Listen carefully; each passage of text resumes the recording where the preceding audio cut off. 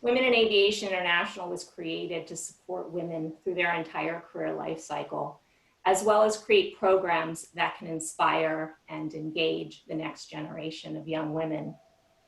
My entire career has been spent in aviation and aerospace. And one of the bright lights through my entire career journey has been the women that have supported me along the way. They have supported me, guided me, given me a little pep talk when I needed it, and sometimes even my next job. This is what events like this are for. Organizations like OBAP and A-Wing and Iowa and WAI, we are here to support and inspire women as you navigate throughout your career.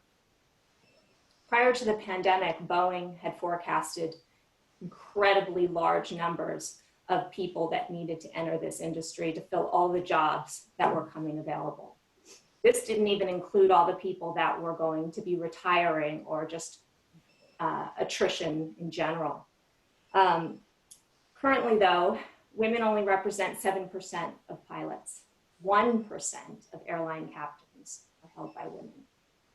2% of maintenance technicians are currently women. And this was before the pandemic. We know that women and minorities have entered the industry later than their white male counterparts. And they are not in the senior leadership positions in the amounts that their male counterparts are. So I think that this will overly impact women and minorities as we look at furloughs and layoffs as a result of the pandemic. So what are we going to do?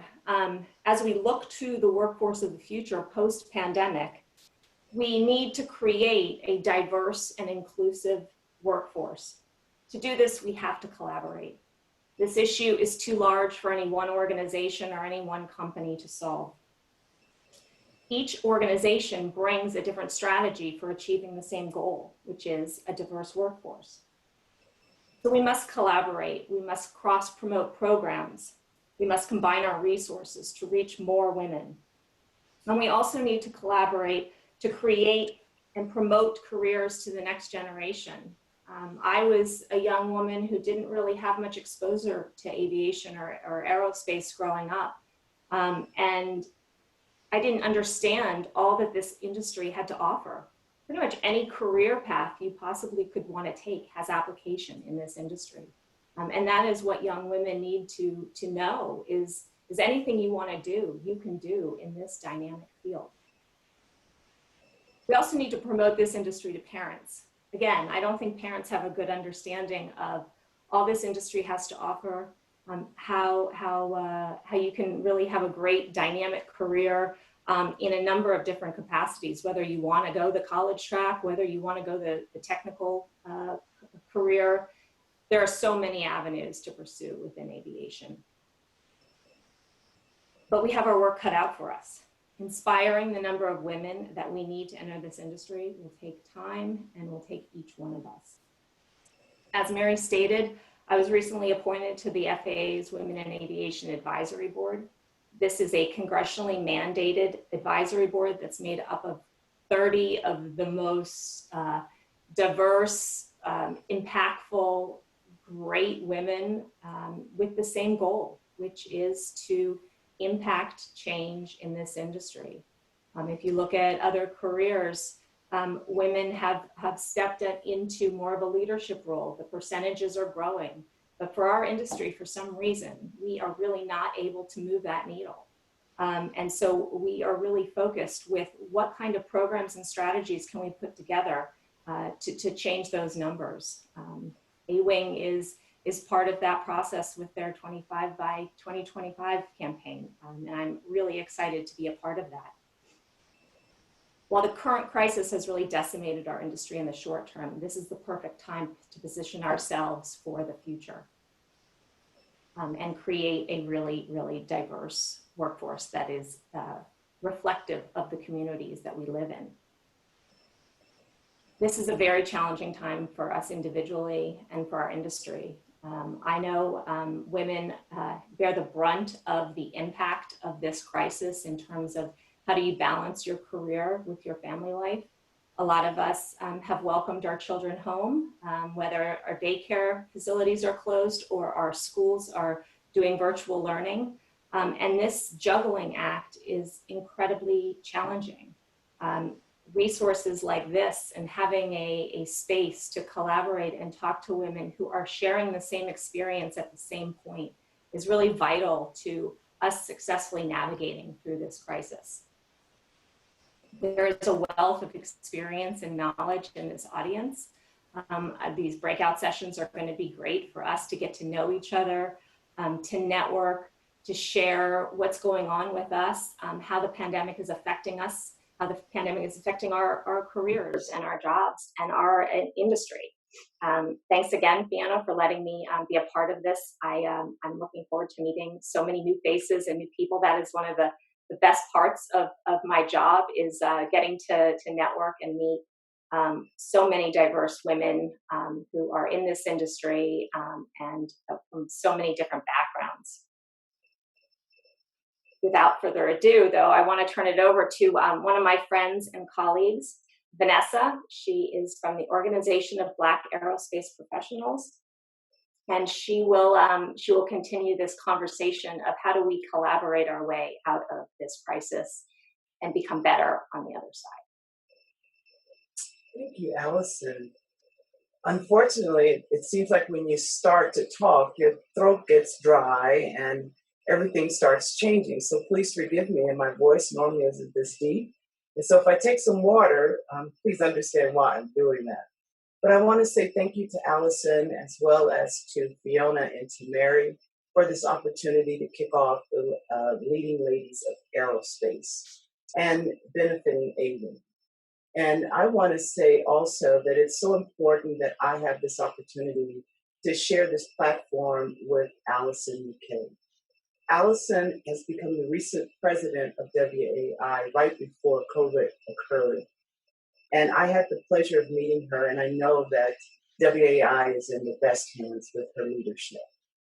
I joined, I will call myself a 43-year aviation specialist. Normally you might say seasoned, but I'm going to change that and call myself a specialist.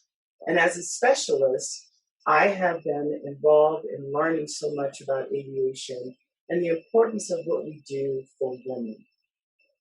This platform that we're sharing right now is an opportunity to explore and to talk about these great accomplishments and things that we do and the challenges that we face. One of the things that I want to talk about is OBAP, because a lot of you may never have even heard of the Organization of Black Aerospace Professionals.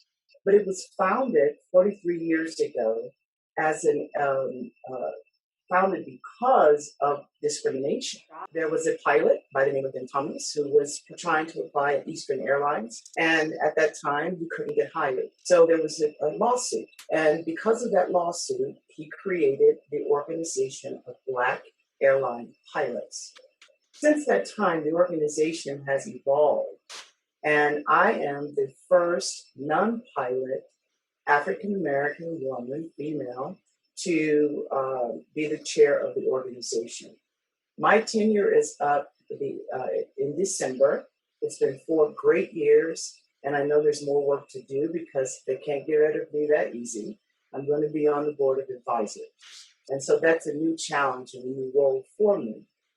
But I want to talk about, again, our programs and what we offer at OBAP, because it all coincides with what we're trying to do, and that is educate and make changes. OVAP as a organization, we have 4 key pillars. We talk about the Aerospace Professional Schools, which is our opportunity to look at students, and we average seeing 100,000 students a year through, and the virtual challenge this year, we're still going to reach that 100,000 in the school year. We have our ACE Academies, which allows youth to participate and get that first discovery flight and hopefully build their interest and get them to grow into the aviation space. We have our collegiate series, which we have 15 chapters right now that actually is continuing to grow because that interest is there. And we have what we call our Aerospace Professional Development Program. That program in itself allows us to help others when they're moving into different careers, not just the pilot profession, but when they're looking at becoming an engineer or some other field in aerospace. Our latest venture, and it's been now 2 years, we opened up our own flight academy in Olive Branch, Mississippi.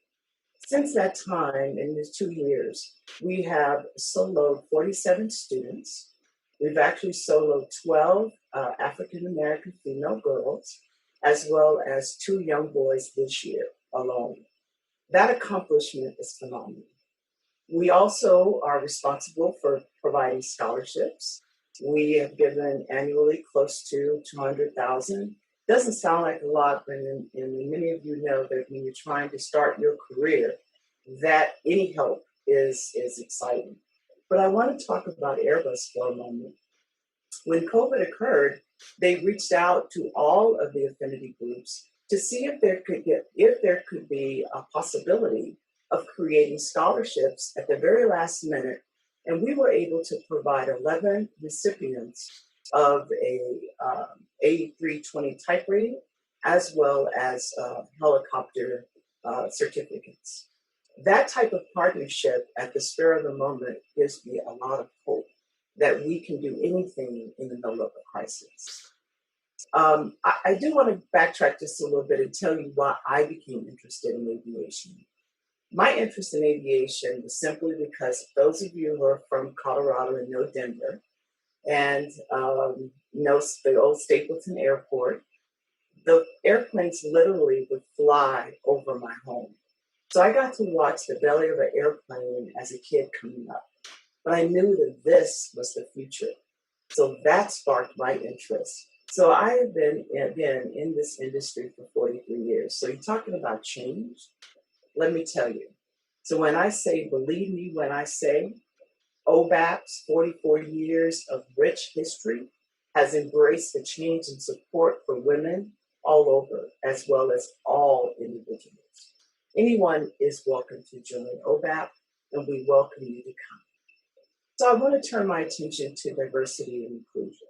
But I like to say inclusion and diversity. Because if you're not included, you can't talk about diversity.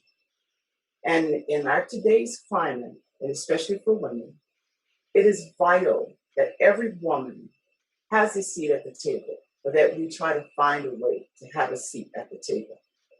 But we know the statistics, we know the numbers are low. That hasn't changed. We talk about moving the needle and we talk about making changes.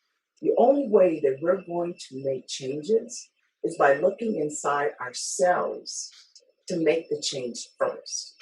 And as leaders and members of organizations that are attending this beautiful event, look inside of you and say, what change have I made? Have I brought someone with me, behind me? Am I supporting someone and mentoring them? And mentoring doesn't have to be formal. It can be informal. But as long as you're willing to talk and share ideas and willing to support each other, that's the only way that change is going to occur. So as a woman and as a woman of color, our numbers are even worse. We're still at 1%, less than. So we're not even statistically significant. So when you hear that, we know the small group of women that are out there, especially women of color, have to work harder, but every woman has to work hard. Nothing changes And it is our right, it is our goal to make those changes occur. So we talk about collaboration through the crisis. We are in a crisis right now. I don't have 9 minutes to tell you the kind of crisis that I'm feeling as a personal feeling, my personal feelings, and as a woman of color. But I will say that by joining forces, each of us can make a difference.